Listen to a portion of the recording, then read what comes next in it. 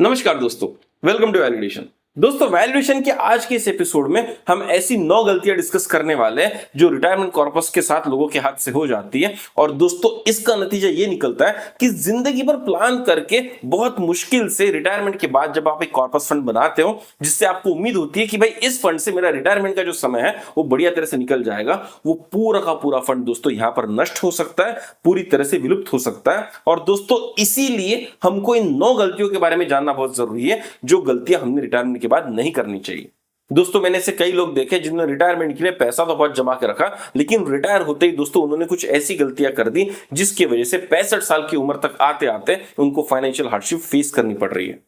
दोस्तों, आज का वीडियो बेसिकली 3 तरह के लोगों के लिए। पहले वो लोग जो रिटायर हो चुके हैं, दूसरे वो लोग जो नियर टर्म में रिटायर होने वाले हैं, और दोस्तों तीसरे वो लोग जो यंग एज में अपनी रिटायरमेंट की प्लानिंग तो स्टार्ट कर देते हैं, लेकिन एंड तक आते आते उनके हाथ से छोटी सी गलती हो जाती है जहां पर उनकी पूरी प्लानिंग धरी की धरी रह जाती है। दोस्तों, ये वीडियो आपके लिए मददगार हो सकता है, ये वीडियो आपके पेरेंट्स के लिए मददगार हो सकता है, ये वीडियो उन सारे लोगों के लिए मददगार हो सकता है जो आपके पहचान के हैं और नियर टर्म में रिटायर होने वाले हैं। तो दोस्तों, इस वीडियो को एंड तक जरूर देखिएगा। तो चलिए दोस्तों, शुरू करते हैं, डिस्कस करते हैं कुछ ऐसी गलतियां जो हमारे हाथ से हो सकती है, जो हमारे रिटायरमेंट फंड को पूरी तरह से डिस्ट्रॉय कर सकती है। तो दोस्तों, एक एक करके इन गलतियों को जानने की कोशिश करते हैं। दोस्तों, रिटायरमेंट कॉर्पस के साथ में जो पहली गलती आपके हाथ से हो सकती है वो होती है लेंडिंग मनी टू अदर्स।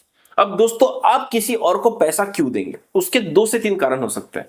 पहली तो ये बात, कोई आपका रिश्तेदार आपके पास आता है और बोल रहा है कि भैया आप तो रिटायर हो चुके हो, आपके पास में भी बहुत पैसा है और मुझे अभी 6 महीने के लिए पैसे की जरूरत है, 6 महीने के बाद में मैं आपको पैसा वापस कर दूंगा। तो दोस्तों, यहां पर भावनिक होकर हम लोगों को पैसा दे देते हैं। दूसरा दोस्तों, यहां पर तरीका ये हो सकता है कि भाई आपको लग रहा होगा कि मेरे पास इतना पैसा है, मैं अगर बैंकों में रखूंगा तो मुझे शायद इंटरेस्ट रेट कम आएगा, कोई मुझे उधार मांग रहा है और उधारी के ऊपर वो मुझको अच्छा खासा ब्याज देने वाला है, अच्छा खासा इंटरेस्ट देने वाला है, तो क्यों ना मैं उसको पैसा दे दूं।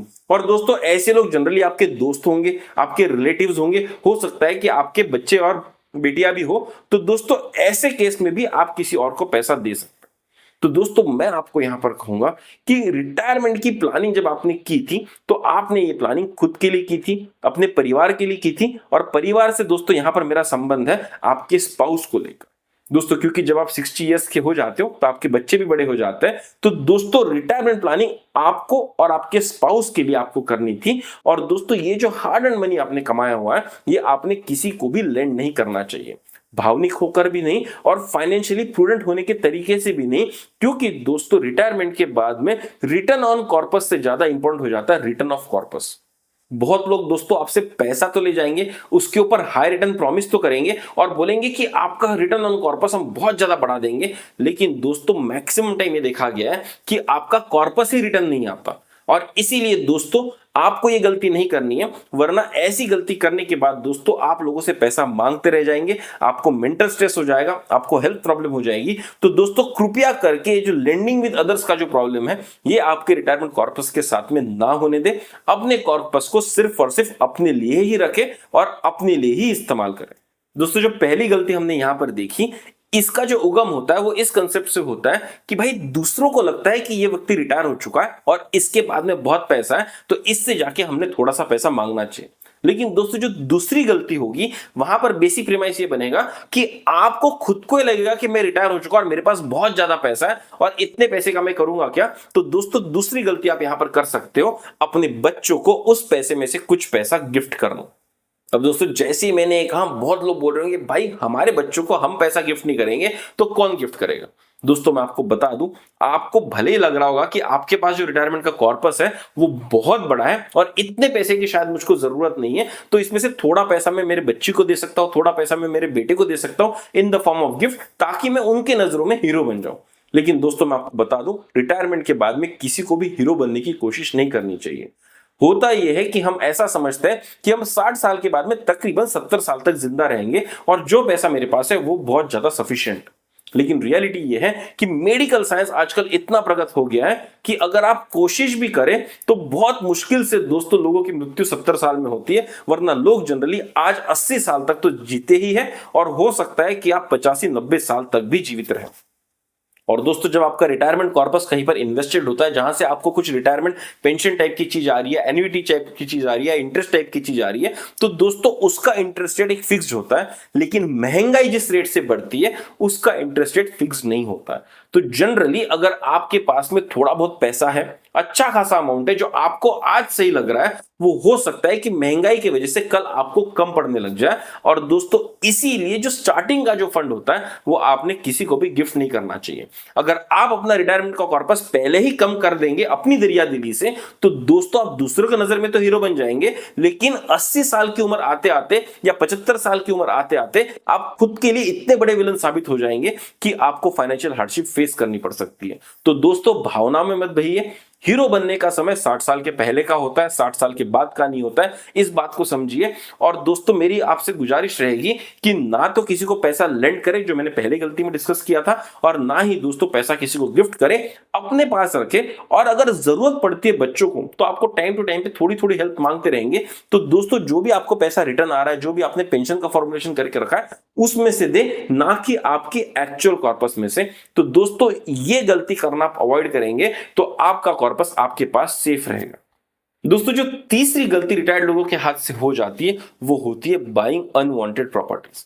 दोस्तों होता ये कि रिटायरमेंट के बाद में पीएफ ग्रेचुइटी का बहुत सारा पैसा आपके हाथ में आ जाता है और आपको लगता है कि भाई एक बढ़िया सा घर बना लिया जाए, एक बढ़िया सी प्रॉपर्टी लॉक इन कर ली जाए। और दोस्तों इस प्रॉपर्टी लॉक इन करने का जो आमिष होता है वो इतना ज्यादा बढ़िया होता है, जो ल्योर होता है वो इतना ज्यादा बड़ा होता है कि आम तौर पर ये देखा गया है कि लोग रिटायर होने के बाद में प्रॉपर्टी जरूर खरीदते हैं।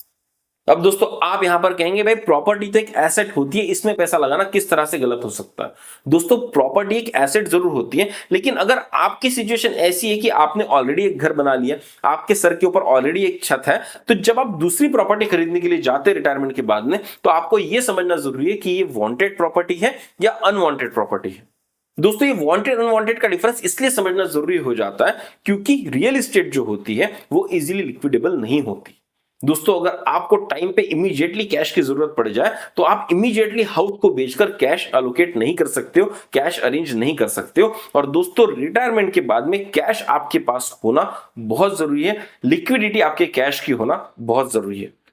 अब दोस्तों यहां पर बहुत सारे लोग बोल रहे होंगे, अरे भाई मैं अगर कोई घर खरीदूंगा तो मैं उसको किराए पर तो चढ़ा ही सकता हूं, उसका रेंटल वैल्यू तो मुझको आ ही सकता है। दोस्तों मैं आपको बता दूं, भारत के सभी मेट्रो में और टायर 1 सिटीज में अगर आप रेसिडेंशियल प्रॉपर्टी का रेंटल यील्ड देखेंगे तो वो आपको 2 से 4% के बीच का दिखेगा। अगर नंबर्स में समझाना चाहूं तो अगर आपने 1 करोड़ का घर कहीं पर खरीदा है और अगर आप उसको रेंट पे लगा देते हो तो उस घर से सालाना आपको 2 से 4 लाख का इनकम आ सकता है। आपको 20 से 30 हजार रुपए या 35 हजार रुपए तक का उससे रेंट आ सकता है। लेकिन दोस्तों उस रेंट का अगर आप परसेंटेज देखेंगे जो आपने मुद्दल लगाई थी उसके हिसाब से, तो सिर्फ 2 से 4% होगा। आप 1 करोड़ रुपए इन्वेस्ट करेंगे और आपको सिर्फ 2 से 4% का वहां पर रिटर्न आएगा। और दोस्तों मार्केट में अगर आप सिर्फ एफडीज को देख ले तो वो आपको 6% का रिटर्न देने की ताकत रखती है। अगर आप सीनियर सिटीजन सेविंग स्कीम देख ले जो गवर्नमेंट ऑफ इंडिया ने सिर्फ और सिर्फ सीनियर सिटीजन के लिए शुरू की है, तो वहां पर आपको 8 से 8.5% का रिटर्न आ सकता है। और दोस्तों अगर आप महंगाई को देखेंगे तो महंगाई कम से कम 7% के रेट से बढ़ रही है। तो दोस्तों आपका लमसम मनी अगर आप रियल एस्टेट में डाल देते हो, स्पेशली रेसिडेंशियल रियल एस्टेट में डाल देते हो, तो जो रेंटल यील्ड आपको आता है दोस्तों वो आता है सिर्फ 2 से 4% का।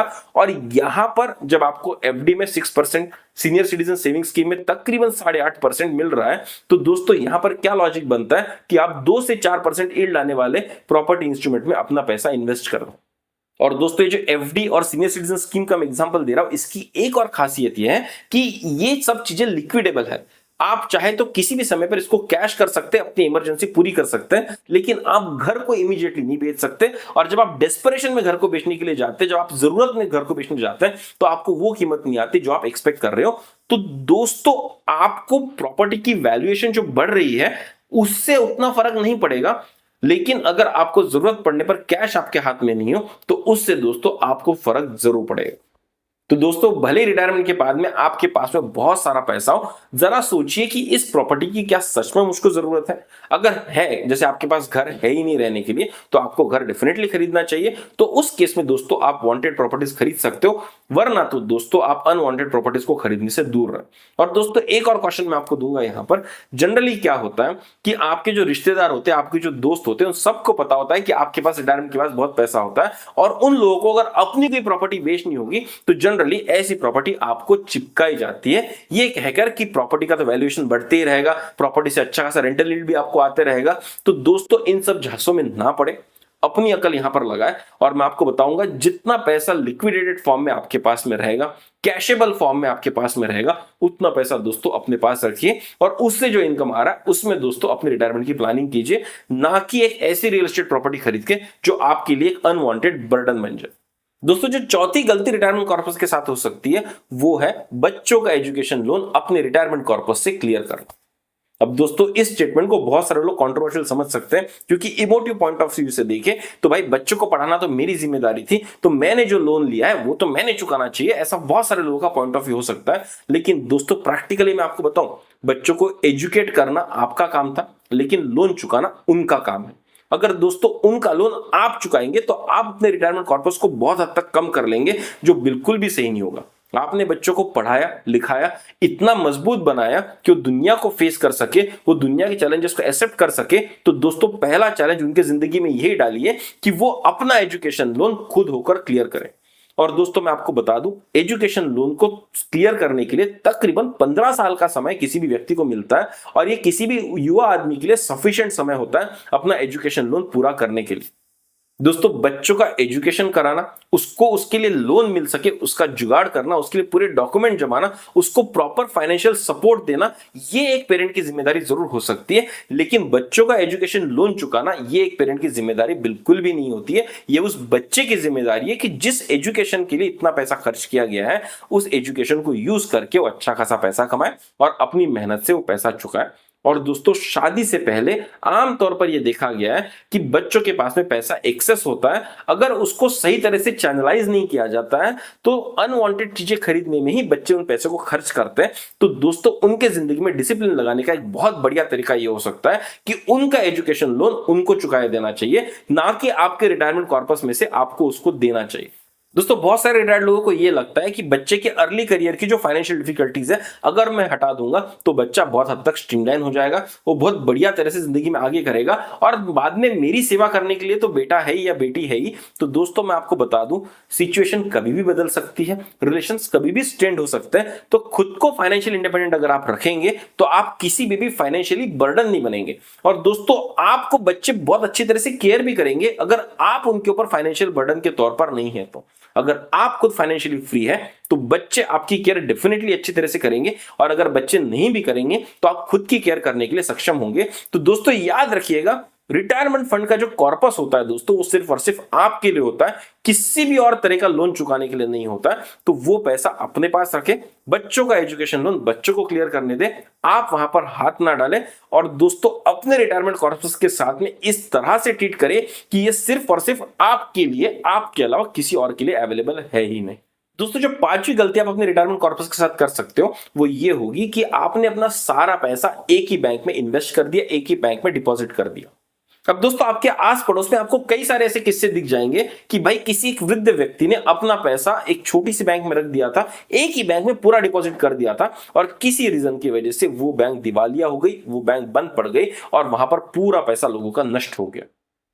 अब दोस्तों ये चीज सिर्फ कोऑपरेटिव बैंक के साथ ही नहीं, ये बड़ी बड़ी रिनाउंड बैंक के साथ भी हो सकता है दोस्तों। और रिसेंटली 2020 के आसपास हमने देखा था कि यस बैंक नाम की बैंक थी जो बहुत फेमस थी उस टाइम पे, लेकिन दोस्तों वो इस तरह से दिवालिया हुई कि जिन जिन लोगों के पैसे उस बैंक में फंस गए वो पैसे निकालना उनके लिए बहुत इंपॉसिबल हो गया, और बहुत लोगों का रिटायरमेंट कॉर्पस वहां पर बर्बाद हो गया।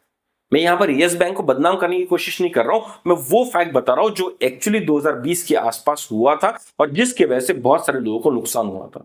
तो दोस्तों मेरी आपसे यही गुजारिश रहेगी कि आपका जो रिटायरमेंट कॉर्पस होगा वो आप किसी भी छोटी मोटी बैंक में ना रखें, कोऑपरेटिव बैंक में तो बिल्कुल भी ना रखें, क्योंकि दोस्तों हर साल 1 से 2 कोऑपरेटिव बैंक दिवालिया हो जाते हैं, पूरी तरह से बंद हो जाते हैं। आप दोस्तों अपना पैसा बड़ी बैंकों में रखें। अगर आप सरकारी बैंकों में रखना चाहते हैं तो बड़ी बड़ी बैंक से दोस्तों वहां पर रखें। अगर आप प्राइवेट सेक्टर में रखना चाहते हैं तो बड़ी बड़ी बैंक से, जैसे कि आईसीआईसीआई बैंक है, एचडीएफसी बैंक है, तो दोस्तों ऐसे इसमें आप रखें। एक्सिस बैंक में आप रख सकते हैं, आप सरकारी में एसबीआई में रख सकते हैं, कैनरा बैंक में रख सकते हैं, क्योंकि दोस्तों ये जो सारी बैंक्स हैं ये too big to fail organisation है, ये बहुत बड़ी ऑर्गेनाइजेशन है। अगर इन बैंक्स को कुछ हो भी जाता है तो सरकार डेफिनेटली इनको बचाने की कोशिश करेगी और आपका पैसा वहां पर सुरक्षित रहेगा। अब दोस्तों जब आप अपना पैसा रख रहे हैं तो आपको सिर्फ बड़े बैंक में रख के फायदा नहीं है, आपको वो पैसा 2 से 3 बैंकों में डिस्ट्रीब्यूट करके भी रखना चाहिए कि खुदा ना खास्ता अगर ऐसी सिचुएशन आई जाती है कि एक आधी बैंक किसी टेम्पररी पीरियड के लिए भी अगर आपका पैसा डिस्चार्ज नहीं कर पा रही है, आपको विड्रॉ करने से मना कर रही है, तो किसी और बैंक में दोस्तों आपका फंड होगा और वहां से आप उस पैसे के साथ ट्रांजैक्ट करके अपनी जिंदगी सही तरह से चला सकते हैं। तो दोस्तों कभी भी एक बैंक में पूरा पैसा ना रखें, कभी भी छोटी बैंकों में आपका रिटायरमेंट कॉर्पस ना रखें, आप बड़ी बैंकों में रखें, अपना पैसा 2 से 3 बैंक्स में डिस्ट्रीब्यूट करके रखें। तो दोस्तों इससे आपका जो फाइनेंशियल रिस्क होगा वो मिटिगेट हो जाएगा, डिस्ट्रीब्यूट हो जाएगा और आपको शायद जिंदगी में फाइनेंशियल हार्डशिप ना फेस करना पड़े। दोस्तों जो 6 गलती आप अपने रिटायरमेंट कॉर्पस के साथ कर सकते हो वो होगा चेजिंग हाई रिटर्न्स, मतलब कि अपने मुद्दल के ऊपर में ज्यादा से ज्यादा ब्याज लेने की जो ओढ़ होती है दोस्तों, वो शायद आपके हाथ से बहुत बड़ी गलती साबित हो सकती है। और दोस्तों इसी के साथ साथ दोस्तों जो 7वीं गलती आप यहां पर कर सकते हो वो होगा investing in any kind of chit funds. अब दोस्तों ये दोनों गलतियां मैं एक साथ इसलिए ले रहा हूं क्योंकि बहुत बार ऐसा होता है कि जब आपके पास रिटायरमेंट कॉर्पस आ जाता है तो आप कोशिश करते हो कि इसके ऊपर ज्यादा से ज्यादा इंटरेस्ट मिले और इसके लिए आप किसी ऐसे स्कीम में पैसा लगा देते हो जहां पर आपको हाई रिटर्न्स प्रॉमिस किया जाता है। अगर दोस्तों नॉर्मल एफडी की बात करें तो आप देखेंगे अगर आप एसबीआई, आईसीआईसीआई, एचडीएफसी समान बड़ी बैंकों में जाएंगे तो आपको 6 से 7% का यहां पर रिटर्न प्रॉमिस करेंगे। वही अगर दोस्तों आप किसी कोऑपरेटिव बैंक में जाएंगे तो वो आपको 9 से 10% का रिटर्न प्रॉमिसिंग करेगा। और दोस्तों ये रिटर्न बहुत ज्यादा प्रॉमिसिंग लगता है, लेकिन इन बैंकों के डूबने की संभावना भी बहुत ज्यादा होती है। एक पार्ट जो दूसरा पार्ट है दोस्तों वो होगा चिट फंड में इन्वेस्ट करना। साउथ इंडिया में जनरली मैंने ट्रेंड देखा है कि यहां पर चिट फंड्स बहुत चलते हैं और बहुत सारे लोग चिट फंड में पैसा लगाते हैं ये सोच के कि तकरीबन 16 से 17% का उनको रिटर्न अपने फंड के ऊपर आ सकता है। लेकिन दोस्तों हम अक्सर न्यूज़पेपर में पढ़ते हैं कि चिट फंड्स डैमेज हो गए, चिट फंड्स का जो ओनर था वो भाग गया, जो उसका मेन मैनेजर था वो कहीं पर गायब हो गया और लोगों का पूरा पैसा दोस्तों उसमें नष्ट हो गया।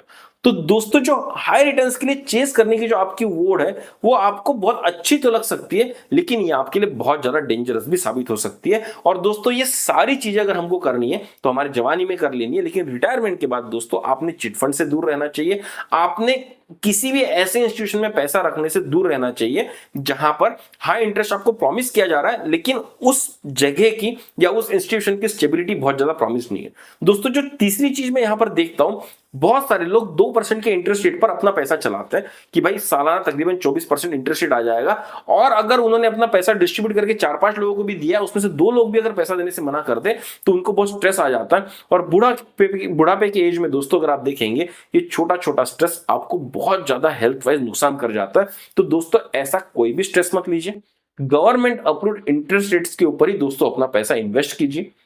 आपको अगर चाहिए तो सीनियर सिटीजन सेविंग स्कीम में बहुत अच्छा इंटरेस्ट रेट सरकार देती है, आपका पूरा कैपिटल प्रोटेक्ट करती है। और दोस्तों इसके लिए मैंने एक अलग से वीडियो बनाया जिसका लिंक आपको यहां पर ऊपर दिख रहा है, आप इसको देख सकते हैं। आप 30 लाख रुपए तक का पैसा यहां पर पार्क कर सकते हैं। बाकी दोस्तों आप बड़े बड़े बैंकों में सही जगह पे अपना पैसा इन्वेस्ट कीजिए, कम लेकिन सही रिटर्न, गारंटीड रिटर्न दोस्तों आप टारगेट कीजिए, तो आपकी लाइफ बहुत सुकून भरी रहेगी। क्योंकि रिटायरमेंट के बाद में रिटर्न से भी ज्यादा, रिटर्न ऑन कैपिटल से ज्यादा रिटर्न ऑफ कैपिटल इंपॉर्टेंट हो जाता है। इस बात को समझिए दोस्तों और अपने सुकून का महत्व समझिए, तो आपको यहां पर बहुत फायदा होगा। मैं आपसे फिर से एक बार गुजारिश करूंगा, हाई रिटर्न्स को चेज मत कीजिए और गलती से भी चिट फंड्स या कोऑपरेटिव बैंक में अपना पैसा ना रखें। दोस्तों जो 8वीं गलती आप अपने रिटायरमेंट कॉर्पस के साथ कर सकते हैं वो होगी spending lavishly on your kids marriage. अब दोस्तों फिर से एक बार मैंने इमोटिव टॉपिक उठा लिया, एक इमोशनल टॉपिक उठा लिया, लेकिन मैं आपको बताऊं, अगर आपके काम करते करते, अगर आपके जॉब करते करते या आपके इनकम जनरेट करते करते अगर आपके बच्चों की शादी हो जाती है तो बहुत अच्छी बात है। लेकिन अगर ऐसा नहीं होता और किसी कारण से दोस्तों रिटायरमेंट के बाद में आपके बच्चों की शादी होने वाली है, तो कोशिश कीजिए कि कम से कम खर्चे में वो शादी हो जाए, बहुत लेविशली आप उसके ऊपर स्पेंड ना करें। मैं मानता हूं कि बच्चों की जो शादी होती है बहुत इंपॉर्टेंट इवेंट होता है लाइफ में, लेकिन दोस्तों मैं आपको बता दूं आजकल बड़े से बड़े लोग सिंपल लिविंग, सिंपल मैरिज के ऊपर स्ट्रेस कर रहे हैं और आपने भी डेफिनेटली करना चाहिए। अगर आपके पास बहुत ज्यादा पैसा है, अगर आपने बहुत पहले से प्लानिंग करके रखी है, बच्चों की शादी के लिए पैसा आपने अलग से निकाल के रखा है और आप उसको खर्च कर रहे हैं, तो बिल्कुल बात समझ में आती है। लेकिन अगर दोस्तों आपने अलग से बच्चों की शादी का प्लानिंग नहीं किया था और अगर आप रिटायर हो चुके हैं और अगर आपने पीएफ के पैसे से या ग्रेच्युटी के पैसे से दोस्तों को शादी करवाने वाले, तो उसको कम से कम खर्चे में करने की कोशिश कीजिए, क्योंकि बच्चों की शादी तो धूमधाम से हो जाएगी। लोग जो आने वाले हैं, जो इनवाइटीज होंगे, वो आएंगे, खाना खाएंगे, अच्छा है बुरा है बोल के चले जाएंगे। बच्चे भी भूल जाएंगे कि आपने उनकी शादी कराई थी। लेकिन 10 साल बाद दोस्तों, जब आपको रिटायरमेंट फंड कम पड़ने लगेगा, तब आपको याद आएगा कि भाई मैं चाहता तो बच्चों की शादी कंट्रोल लिमिट में कर सकता था, लेकिन फिर भी मैंने सिर्फ इमोशनल चीज में आके या ये कह के कि लोग क्या कहेंगे कि भाई कैसी शादी कर ली है, इस चीज को ध्यान में रख के मैंने इतना खर्चा कर दिया, लेकिन आज मुझे बचाने वाला कोई भी नहीं है। तो दोस्तों उम्मीद करता हूं कि ये इमोशनल टॉपिक होते हुए भी आप इसके पीछे का फाइनेंशियल लॉजिक या प्रैक्टिकल लॉजिक को समझेंगे और यहां पर सिंपल लिविंग, उच्च विचार, इस चीज के थॉट को आप प्रमोट करेंगे। और दोस्तों ये चीज हमको बच्चों को भी समझानी जरूरी है कि भाई अगर मैं सर्विस में होता तो शायद मेरी स्पेंडिंग कैपेसिटी अलग होती, लेकिन अब मैं सर्विस में नहीं हूं तो मेरी ये कैपेसिटी है, तो हो सके तो मिनिमम खर्चे में अपनी शादी करें।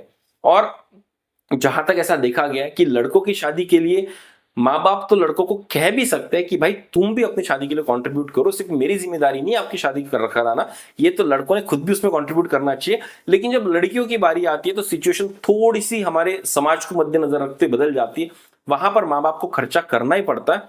दोस्तों कीजिए, लेकिन ऐसा स्टैंडर्ड सेट कीजिए जो और कोई भी फॉलो कर सके। हम अंबानी तो है नहीं कि भाई अपने बच्चों की शादी में 1200 करोड़ रुपए खर्च कर देंगे।